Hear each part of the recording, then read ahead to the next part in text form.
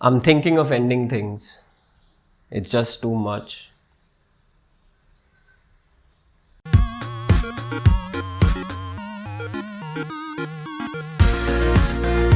Well, I was just talking about the movie which I'm going to review later. It came out on Netflix, don't get ideas.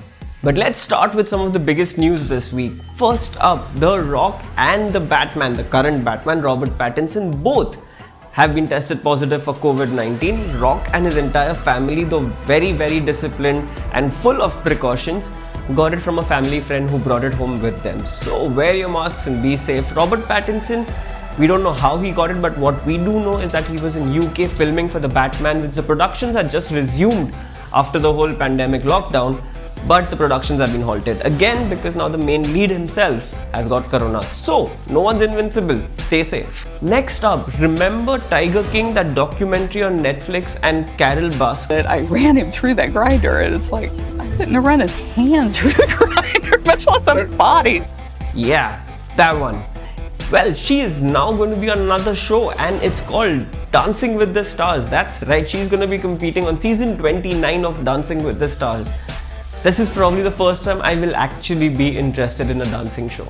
And we have a string of announcements in terms of release dates for stuff that we kind of were looking for and stuff that we didn't know even existed. The Babysitter, that movie which was a comedy horror or horror comedy, whatever you want to call it, is getting a sequel and it is dropping on 8th September, which is like right now.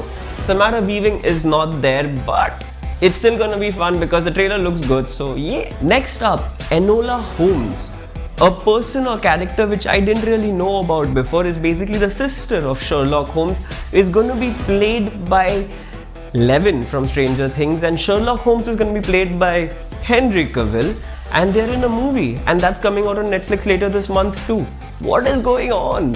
And Henry Cavill is just taking over every wonderful character out there. So maybe Superman versus Iron Man is also becoming a thing because Robert Downey played Sherlock too. Remember The Mandalorian? That was a show which I didn't really talk about much when it launched because Disney Plus wasn't here, but then it came and then I saw and then my mind was blown. So season 2 of that is coming out on the 30th of October. How cool is that? No trailers, nothing, but who needs it when you know there's gonna be Baby Yoda in there? Another big one that happened right here at home is all major OTT services like Netflix and Prime Video and Disney Plus Hotstar have signed a self-regulatory code to avoid censorship from the government because a lot of the content has been creating controversies. So this is going to include age, framework, classification, more detailed content descriptions, and it's going to have a facility for people to submit their grievances to the OTTs, which will then review it. So expect a sort of censorship the way we have on TV coming to OTT. I don't know to what extent, but it's happening.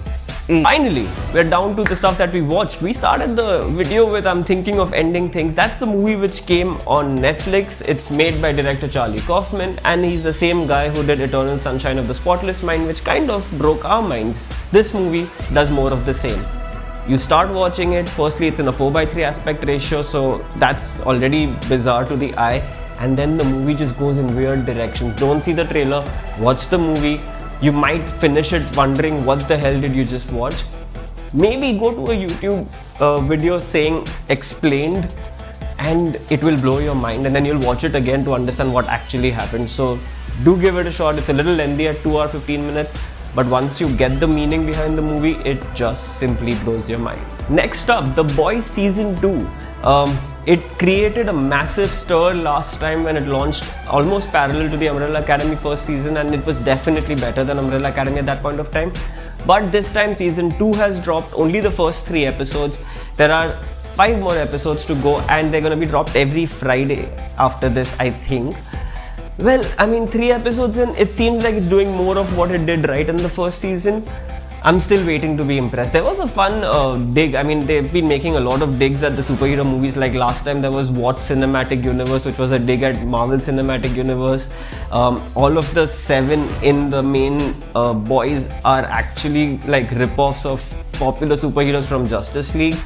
And now this time they've gone ahead and they were talking about a movie in this season where the poster looked exactly like that of Batman vs Superman, Dawn of Justice, and this was called Dawn of the Seven. So I mean, the digs continue, that's absolutely fucking fun. One that I had not known about but existed for a while was Cobra Kai. First 2 seasons came out on YouTube and was a YouTube original which we had no idea of. It dropped on Netflix because season 3 is being made by Netflix and it's coming to Netflix, and I actually had so much fun watching that. It's a continuation of the old Karate Kid movies if you've seen, and it's got the same actors reprising their role, and it doesn't feel like a sequel for the sake of it. It actually has life and it shows you what they are like so many years after the proceedings and the event that happened which changed their lives.